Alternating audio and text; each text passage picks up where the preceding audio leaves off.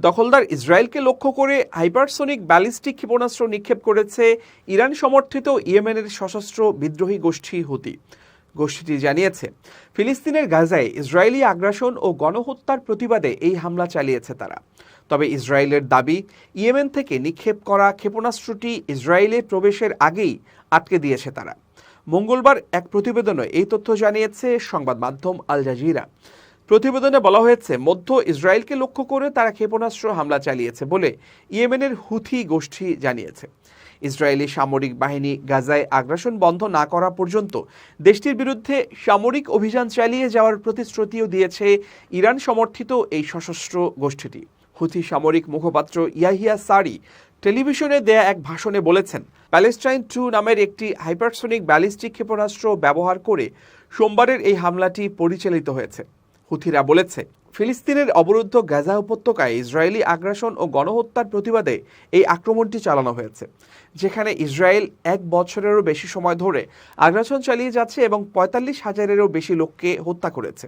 তবে ইসরায়েলি সামরিক বাহিনী জানিয়েছে, ইয়েমেনের ভূখণ্ড থেকে উৎক্ষেপণ করা একটি ক্ষেপণাস্ত্র ইসরায়েলে প্রবেশের আগেই আটকে দেওয়া হয়েছে। একজন মুখপাত্র জানিয়েছেন, ইন্টারসেপশনের পর ক্ষেপণাস্ত্রের টুকরো পড়ার আশঙ্কায় এ সংক্রান্ত সতর্কতাও সক্রিয় করা হয়েছিল। ইসরায়েলি মিডিয়া জানিয়েছে, ইয়েমেন থেকে নিক্ষেপ করা হুথিদের এই ক্ষেপণাস্ত্রটি ইসরায়েলের বৃহত্তম শহর তেল আবিব জুড়ে সাইরেন বেজে ওঠে। অবশ্য হুথিরা নিজেদেরকে ইয়েমেনের সরকারি সামরিক বাহিনী হিসেবে উপস্থাপন করে থাকে এবং হামলার বিষয়ে আরও বিশদ বিবরণ প্রদান না করেই অপারেশনটি সফলভাবে তার উদ্দেশ্য অর্জন করেছে বলেও উল্লেখ করা হয়েছে।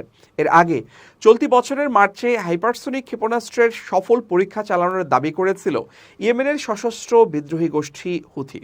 সে সময় গোষ্ঠীটি জানিয়েছিল, ঘণ্টায় সর্বোচ্চ 9,800 কিলোমিটার গতিতে লক্ষ্যে পৌঁছাতে সক্ষম এই ক্ষেপণাস্ত্রটি সলিড জ্বালানি চালিত। প্রসঙ্গত, গাজায় ইসরায়েলের যুদ্ধের প্রতিবাদে গত বছরের নভেম্বর থেকে লোহিত সাগর ও অ্যাডেন উপসাগরে পশ্চিমা বিভিন্ন জাহাজে হামলা চালিয়ে আসছে হুথিরা।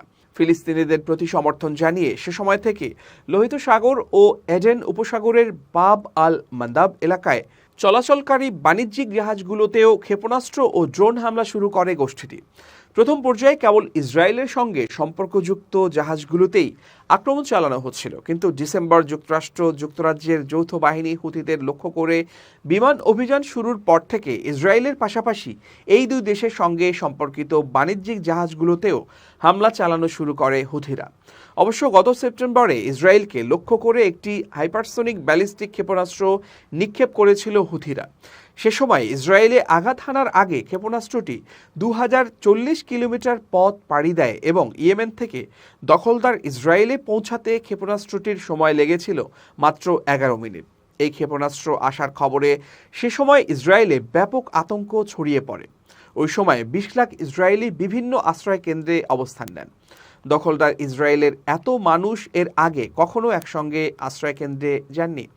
সেই ঘটনার 3 মাস পর আবারও ইসরায়েলি ভূখণ্ড লক্ষ্য করে হাইপারসোনিক ব্যালিস্টিক ক্ষেপণাস্ত্র নিক্ষেপ করল হুথি বাহিনী।